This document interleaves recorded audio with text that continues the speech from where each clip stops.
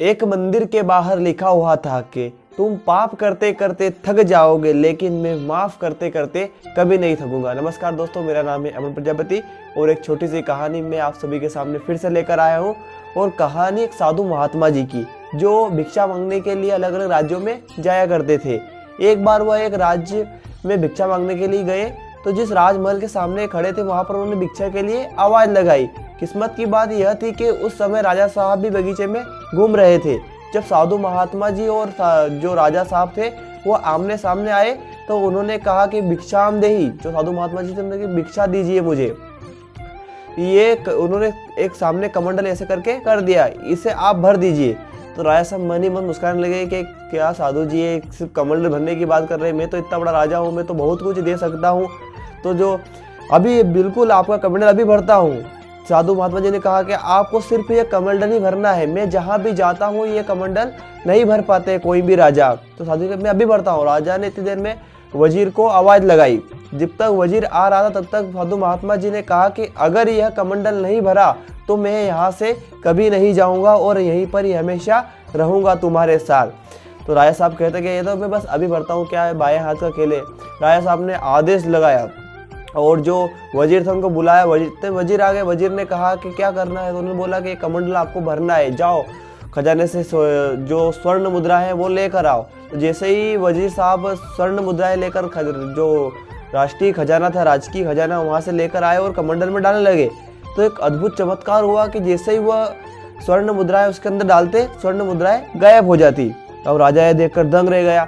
उसने हुआ कि जितना भी अपने राज्य में मतलब अपनी जो खजाना है सब लेकर आओ, इसमें डालो, इसको कैसे न कैसे भरो, ये तुम्हारे राजा की इज्जत का सवाल है। तो जो पूरा राज्य जो खजाना था पूरा खाली हो गया।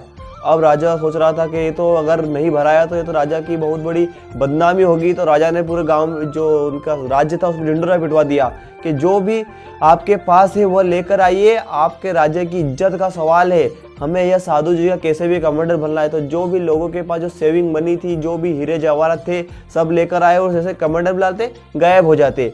और जैसे डालते डालते करीबन शाम हो गई। शाम में करीबन 5 या 6 बज गए थे। राजा साहब ने सोचा कि ये तो भरने वाला नहीं है। राजा साहब ने सोचा कि भरने वाला नहीं है। थोड़ी समय के पश्चात राजा साहब तुरंत ही जो महात्मा साधु जी उनके चरणों में आकर गिर गए कि हे साधु महात्मा, मैं आपसे क्षमा मांगना चाहता हूँ कि मैं कुछ अहंकार वर्ष ऐसा कह गया, पर ये आप यहाँ से जाते जाते बताइए कि ये जो आपका कमंडल है ये भरा क्यों नहीं रहा। हमारे पूरे राज्य का जो खजाना था वो खाली हो गया, पर आपका ये कमंडल नहीं भरा पाया, ये किस चीज़ का बना हुआ है, यह क्या है। तो जो साधु महात्मा जी ने कहा कि ये हमारा हृदय है। तो साधु ने कैसे कि जब हम पूरे संसार का लोभ करते हैं और उसके बाद भी हमारे हृदय, हमारे मन की पूर्ति नहीं हो पाती है, यह उसी तरह है, हमारे मन की तरह है। जब भी हम एक चीज़ देखते हैं हमें और मिल जाए और मिल जाए और मिल जाए, वो हम प्राप्ति कर लें, तो ये हमारे हृदय की तरह ये कभी नहीं भराएगा। लेकिन यह सिर्फ एक ही तरीके से भरा सकता है, वो है भगवान की भक्ति और भगवान से हमेशा प्रार्थना करो। राजा को तुरंत ही बात समझ में आ गई। और जो कहानी थी वो छोटी सी यह है कि जीवन में आपको कभी भी पूरी संपूर्ण चीज़ नहीं मिलती है। आपका मन कभी भी संपूर्ण नहीं हो पाएगा।